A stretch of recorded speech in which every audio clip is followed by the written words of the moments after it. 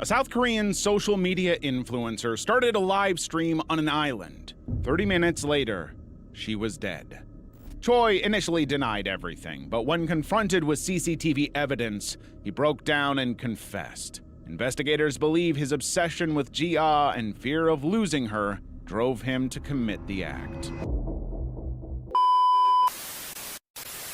Welcome back to the channel. Welcome to the channel if you're new, and without wasting any time, let's get to the video.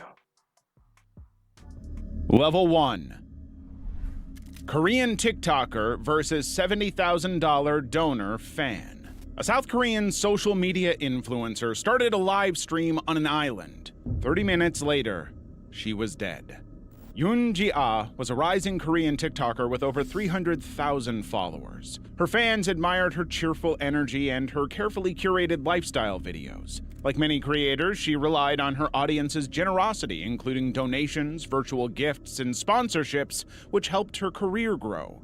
Among her supporters was a mysterious fan who called himself Black Cat. On her live streaming platform, donors were ranked by how much they contributed, but Black Cat wasn't just another name on the list. He was a VIP sponsor known for spending thousands of dollars on his favorite female streamer. When he approached Ji-ah, claiming to be a successful tech CEO who could elevate her career, she accepted his offer. He donated nearly $70,000, and together they formed what appeared to be a lucrative partnership. But behind his generosity hid a toxic control that led Ji-ah to want to break free. He utilized tracking applications to monitor his clients' movements and ensured they had strict limitations. Ji-ah soon began to feel the pressure. The once promising partnership had turned toxic. She decided to cut ties with him, but before she could, something went terribly wrong.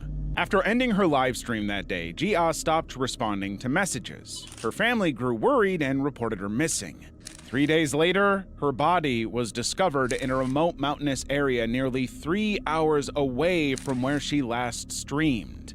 CCTV footage near the scene showed Ji-ah in a heated argument with Black Cat beside his car. She tried to escape, but he forced her back in and slammed the door. Moments later, he was seen driving off with a large suitcase, making several unexplained stops along the way. An autopsy revealed she had died from asphyxiation due to neck compression roughly 30 minutes after the live stream ended. Police used traffic cameras and GPS data to trace his movements. 12 hours after Ji-ah's body was found, they arrested Black Cat. He was identified simply by his surname, Choi. But he wasn't a CEO, nor was he rich. He was a man drowning in debt whose house had recently been auctioned off. Choi initially denied everything, but when confronted with CCTV evidence, he broke down and confessed. Investigators believe his obsession with Ji-ah and fear of losing her drove him to commit the act. I feel like doing things like streaming, you need to be incredibly careful and avoid having like some type of personal relationship with your viewers, because a lot of people get obsessed with their creators, even if it's not in a romantic kind of way. So I feel like if I was streaming, I'd make sure I'd never have any type of connection like that with them. I get wanting to further your career, but you gotta be careful regardless of how much they put in. But thankfully it was caught, and hope the family can somehow go on living without their daughter or sister. Because I don't know, if that happened to someone I cared about, I don't know what I'd do. U.S. police raid man while on live stream. It's not uncommon for people to show off their latest possessions on social media, like cars, phones, and clothes. However, illegal possession is usually where they draw the line, but not in this case. A man started a Facebook live stream showing off a huge bag of weed. He then turned the camera to a table covered with more, proudly revealing what he called Purple Berry Kush. His viewers watched in amusement, but his bold flex drew unwanted attention. The cops were watching.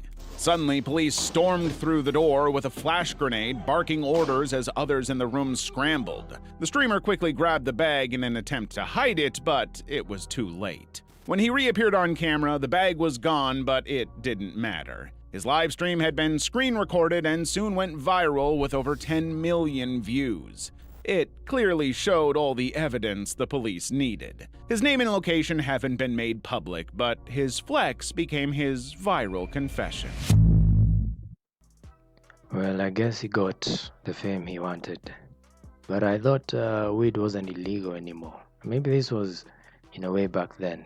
But anyway, regardless of what what kind of fame you, wish to get, avoid being stupid like this guy.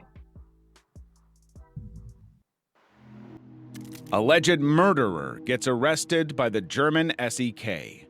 In 2019, a man was live streaming a quiet evening from his apartment when things suddenly took a dark turn. He first heard his bell ringing and commotion outside his door, and seconds later, the German SEK, a special police unit similar to the American SWAT, burst in, fired a shot, and began shouting commands.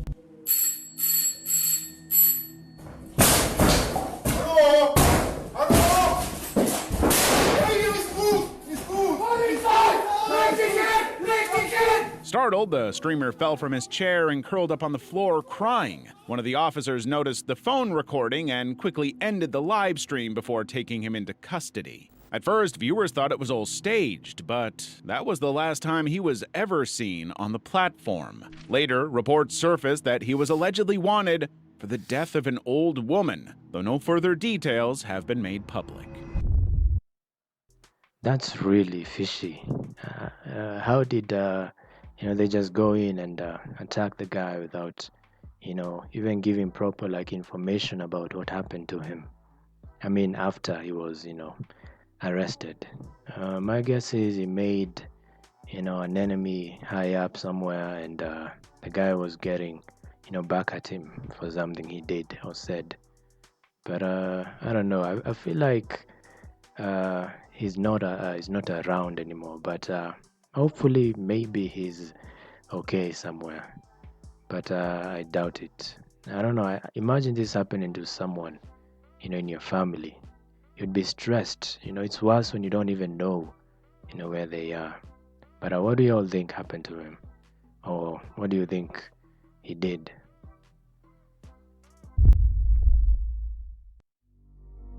Rapper Tulo accidentally fires gun during live podcast. One-on-One with Mike D is a YouTube podcast where host Mike D has unfiltered conversations with artists and influencers. But in this episode, people would be doing more than just shooting their mouths off. About 45 minutes into the show, the guest, Texas rapper Tulo, reached into his tight jeans pocket as Mike D discussed the choices people make in life. Unknowingly, he was about to make a very bad one. Suddenly, a gun went off, blasting through his pants with a burst of orange light. He jumped up in shock, hands still in his pocket, as Mike D immediately shouted, "Who shot who?" and asked if everyone was okay. Meanwhile, Tulo sat frozen for a few seconds, staring blankly in disbelief. After confirming no one was injured, they surprisingly continued the interview as if nothing had happened. Viewers, however, were stunned that no one was hurt, not even Tulo, whose thigh had been inches from the blast. Why would you bring a gun, to someone's place like that and not even have the safety on? I don't know. I feel like the guy in the podcast should be more careful with the kind of people he brings in. But thankfully, no one was hurt. Man discovers a mummified corpse. A South Korean BJ host was filming a haunted house exploration in 2021 when he wandered into an abandoned building. But instead of the usual eerie silence, he encountered something even more terrifying. It was midnight and the place looked exactly like an abandoned house should, untouched, with debris scattered across the floor, old clothes and belongings lying around, and even grass growing through cracks in the concrete. With a flashlight in hand, he slowly made his way inside, trying to be as cautious as he could. Suddenly, he froze and screamed. 야, 저거 사람 뼈잖아. Lying in front of him was what appeared to be scattered human bones. Terrified, he backed away, but his curiosity led him to take another look. He turned the camera toward the spot, and this time, it clearly showed a mummified body. 사람 맞아. He began to panic, his voice growing uneasy. The camera began to shake violently as he fumbled to end the live stream and call the police. According to police reports, the mummified body did not belong to anyone who had once lived in the building.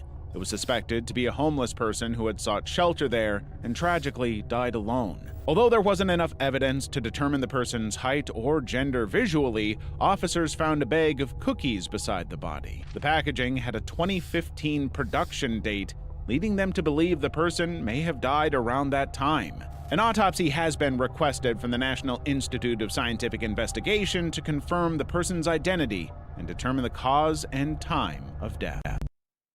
Makes sense that it was a homeless person, because I feel like if he was killed in some kind of way, they would have been able to easily identify, how his death happened.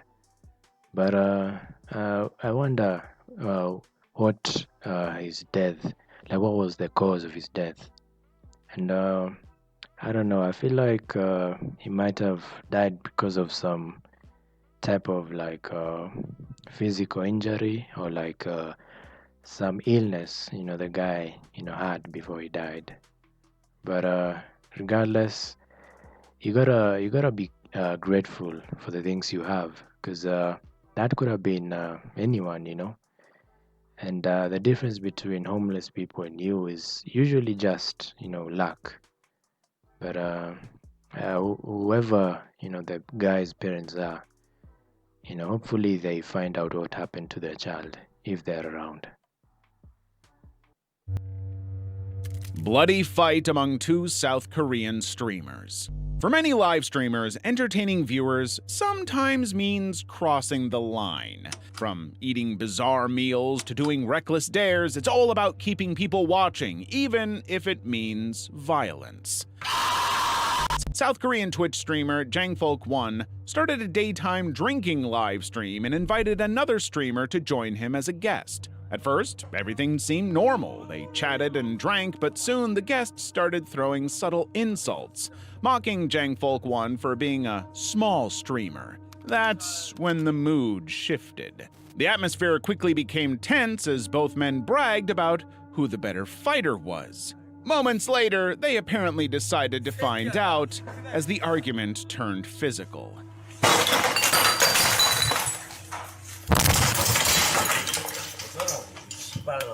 The guest slammed Jangfolk1 onto the table as the camera shook violently. Since the table broke under the streamer's weight, it looked like the guest had the upper hand. The fight moved off screen with only distorted sounds, groans, and crashing noises making it to the stream. When they reappeared on camera, the situation had escalated. Jangfolk1 was now pulling his guest by the hair and kicking him in the face. The guest's face was swollen and bloodied.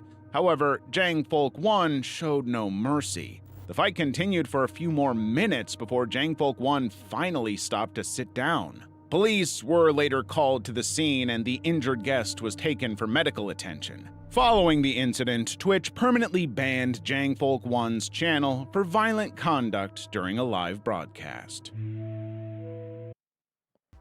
Well, at least, nobody died. And I guess they found out who was the better fighter. And I feel like you gotta be careful around, people. You never know what's going on in their heads. 1 minute it's all jokes and the next you're fighting for your life, So I feel like, we all need to be careful. But that was a pretty crazy video. And I'm going to leave the link to the original video in the description so you can go out and check the video for yourself. And thank you all for watching, and I'll see you all in the next video.